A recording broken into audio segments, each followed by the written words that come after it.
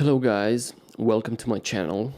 Today I'm bringing you an awesome review of an amazing guitar. This is a rare guitar, especially in this color. This is the king of the Gibson ES-335 guitars, as I like to call it. This is a guitar from the 80s, from 1980s. From the to be exact, yeah, these guitars were made from, I guess, like 1979 onwards, but my model is from 1980. It is a guitar that's made in Kalamazoo, so we're not talking about Memphis or the other factory that Gibson moved their production to. So basically, if you want a real Gibson, you should get a Kalamazoo factory Gibson. If you're being picky, that is the only true Gibson made guitars. So this one is one of those rare gems, a Kalamazoo guitar in a very limited availability. Especially this ES Artist one, because this is the model of the guitar. This is called a Gibson ES Artist. So they wanted it to be the top of the line, most high-end, most bling-blinged Gibson ES-335. This was the culmination of their semi-hollow guitars. And this looks amazing. You will occasionally spot these ES Artist guitars on eBay or on Reverb, and you'll most likely find them in black or in I don't know, there is a sunburst color, but you will rarely find it in this cherry sunburst. This is truly a really unique and rare piece of history right here. And let me tell you, I mean, you'll find like the other types of models from this range, from you'll find like the Les Paul Artist, the RD Artist. You can find those, but these ES Artists are truly harder to find these days, and these are amazing guitars. This right here is an original one. People along the years swapped the active pickups that come in this Artist range guitars, and because they didn't know what to do with them, because these active pickups are very low output. The circuit is built by Moog, the one that invented the analog synthesizers. So these guitars have some onboard effects, which help you with dynamics and cutting through a live mix. That is the point. You basically have a compressor, expander, and a treble boost, and people don't usually seem to manage to pair these pickups with their setup, with their tube amps, and along the way they swapped up the pickups, but this is a model that is intact. The Moog electronics are all working, and they're perfect sounding, really. So this is one of the few videos on YouTube. This is most certainly the first one that will demonstrate how the Moog circuit sounds, and you don't really have to change anything in this guitar. If you manage to get your hands on an original like this, you can work with it. These pickups sound as good as any other Gibson humbucker out there. You can get rock sounds, you can get jazz sounds, you can get anything. I'm not a jazz player, so my playing ability is limited, so don't yell at me. I will just demonstrate that really you can get a more than decent sound out of these pickups, for sure. Yeah. So here I am trying to show you the various sounds that you can get with these switches. So basically this is the first video on YouTube that covers this. No one else did it. I just saw a few reviews, but none of the guys doing the video showed how the different switches sound and what are the sound options that you have. So let's start with the bridge pickup. Yeah, so here's how it sounds like.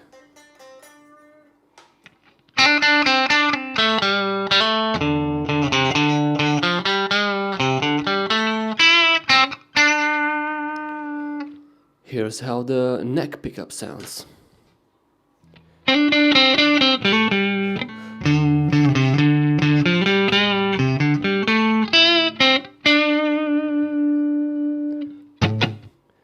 Okay, so let's try the first switch. So from left to right, the first switch that we have is compression. So let's see what does it have to do with the sound. So this is with it off, this is on. So we can hear it.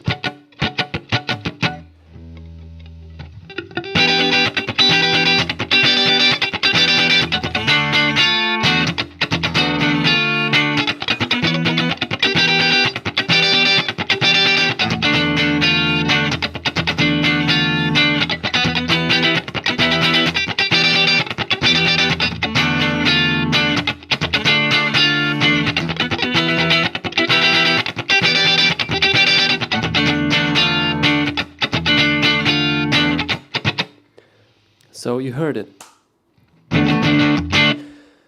Compression makes every little detail sound even with a normal volume.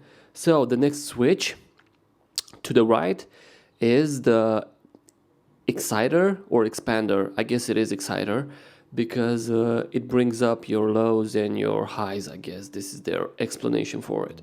So we have the normal sound.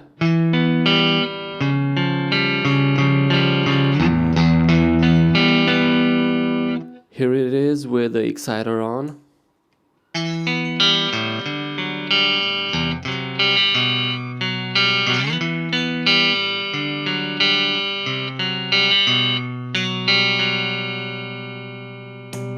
Exciter off. So all of the settings makes you cut through a mix in a real live situation, you know. This is not made for us modern players that just play in our bedrooms, you know. This Moog electronic system is actually very helpful because, you know, live settings, it makes you cut instantly. You don't need a mess of pedals, you don't need anything. Just use this and you can control the amount with the treble and bass buttons here. So there's no reason why you would want to swap these things. They're very useful, but I don't know. Let's see. The last one is the treble setting. So we have the normal pickup sound. Treble on.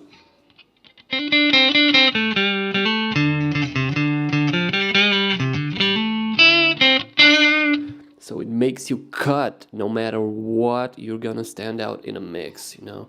But this is what most people don't get, you know.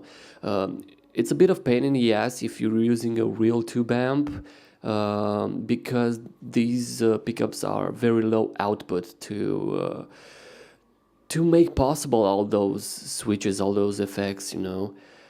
So you would have a lot of problem with losing gain on a typical tube amp, but you can fix that by throwing in a boost or a drive pedal, I guess. So yeah, I mean, I won't ever change the Moog and the active electronics in this guitar, I guess, because you can work your way around it and you can use it to your benefit, you know. Or whatever, this guitar is pretty cool, and if you're careful, you can switch the electronics out and store them because they're valuable, because they're vintage, and you can put some new pickups on and you'll be rocking like, no, you can be rocking those typical ES-335 Gibson pickups in this puppy. But let's switch to a tube amp. So now I will show you how this guitar sounds in a tube amp. I will actually just demonstrate this in the clean section of a dual rectifier. I'm playing through the amp, and I don't use a cabinet. I'm using an impulse response from 2 notes from the Wall of Sound library. So I will show you the clean sound. So this guitar into the clean channel of a dual rectifier sounds like this.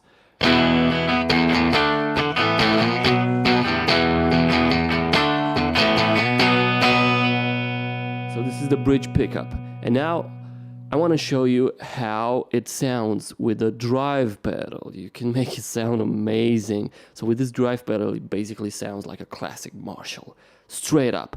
So I'm using a basic drive pedal. I'm using an Arion distortion pedal, MDS-1, I guess. It's an old cheap pedal from the 80s, if anyone remembers that. So we're going in the clean channel from this to this.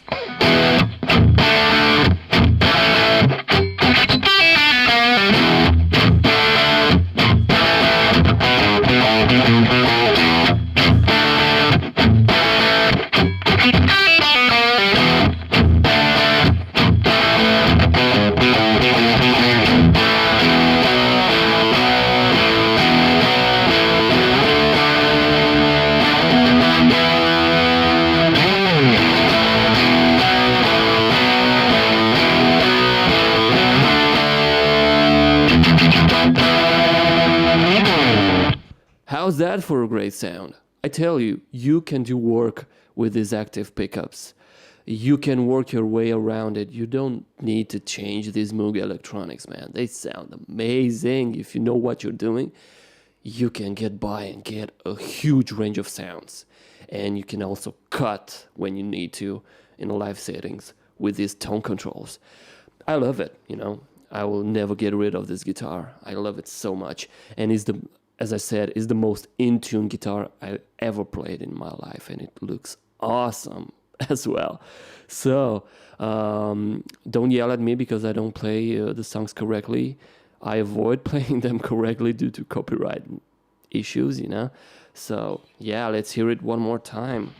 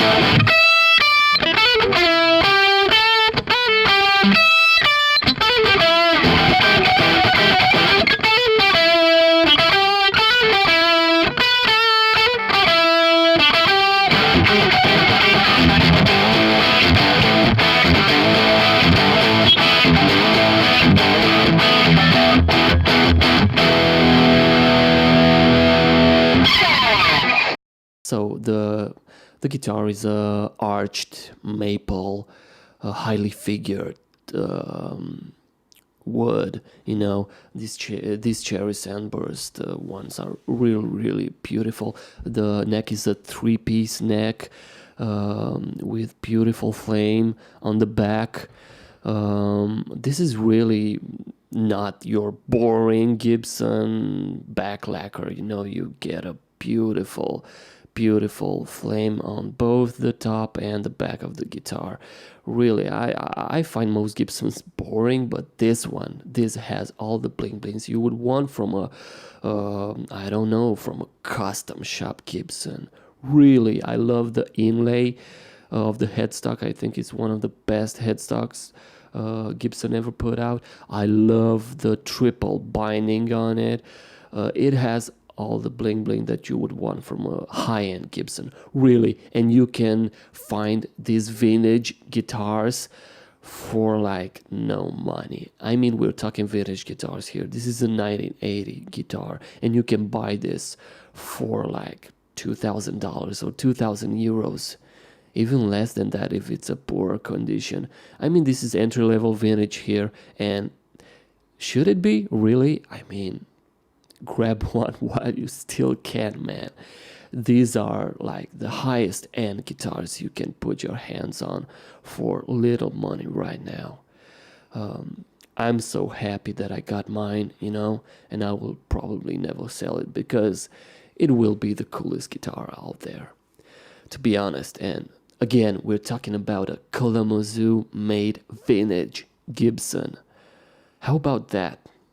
So you can get this puppy for a price of a new Les Paul. Why would you bother buying a new Les Paul? Everyone has one. Everyone has an SG. Everyone has those guitars, but no one has this this kind of top of the range ES-335 guitar. I know it doesn't have the F-hole, but man, amazing looking guitar. And not to mention, this is also an Ebony Fretboard guitar. You know the prices that Gibson commands for Ebony Fretboard? Well, you got it here, and you also have the fine-tuning TP6 bridge. I mean, this guitar is packed full of goodies. This is perfect. Not to mention the brass nut and the volute.